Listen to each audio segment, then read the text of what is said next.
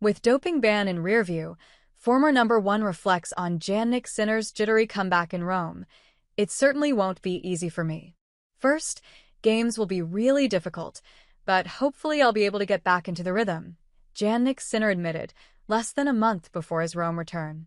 Despite a 3-month suspension that began February 9 keeping him from tournaments, Sinner's momentum never truly faded. He dominated the Australian Open for his second straight title, collected 8 trophies, and climbed to world #1, all while a doping controversy loomed. However, after 3 months away from action, will he return with the same charisma? Andy Roddick isn't worried about the extra pressure that Sinner might have to deal with on his comeback. Sinner missed major events like the Middle East Swing, the Sunshine Double, and the Madrid Open during his 3-month suspension. So, will his comeback be tough? Andy Roddick told Tennis Channel, "Who knows?" He gets why Sinner might feel pressure, but urges fans to focus on what Jannik achieved when he was there. "I worry about him zero over the long term, but if it's just a small sample size back into Rome, losing a small sample size can tell many deep stories. I'm not worried about how he hits the ball. I'm not worried about his movement," the former U.S. Open champion further added. As of April 2025, Jannik's career win-loss record on clay is 90-48, a win percentage of about 65.22%, his lowest compared to other surfaces. But Roddick remains optimistic. "I thought he actually looked great on the clay last year. We kind of forget that he was a set away from beating Carlos Alcaraz in the semis of Roland Garros last year, so I think he'll be fine long-term." While he didn't secure a title at Roland Garros last year, Sinner's semi-final against Carlos Alcaraz was a thriller.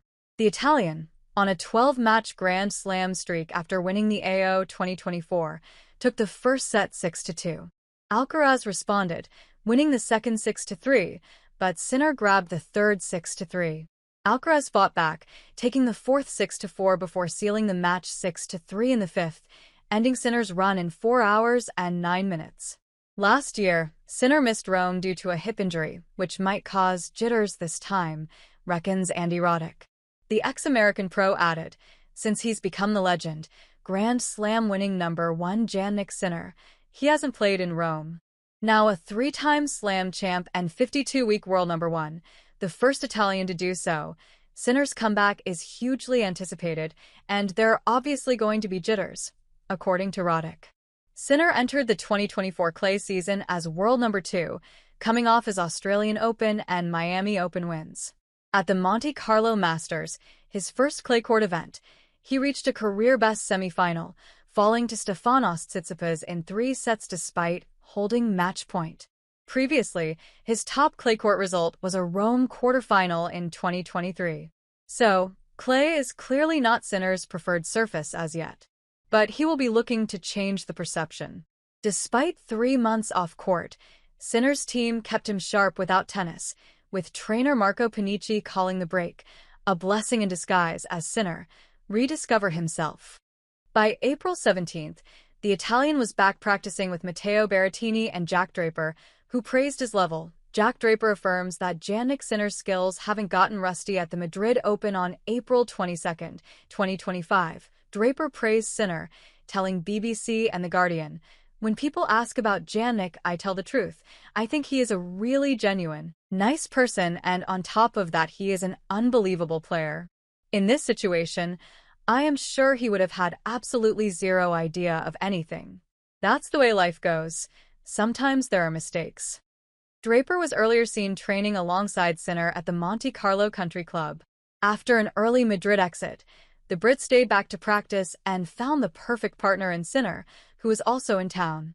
"I knew Jannik was available and in Monte Carlo on the clay, so we organized with his team to go out there for 3 or 4 days and train with him," Draper said. "If you're going to train with anyone, it has got to be the best in the world, right?" Last August, Jannik Sinner was cleared of intentional wrongdoing after the ITIA found no fault or negligence, as the banned substance clostebol entered his system by his physio's mistake, who used an over-the-counter spray to treat a cut on his own finger and then gave Sinner a massage without gloves. However, when WADA appealed against the ITIA's decision at the Court of Arbitration for Sports (CAS), Sinner had to accept a 3-month ban, effective February 9 to May 4, rather than risk a longer suspension by appealing to CAS, which could have jeopardized his 2025 season. Standing by him, Draper said, "I think it is important for people to know and recognize the guy is kind-hearted and a good human being.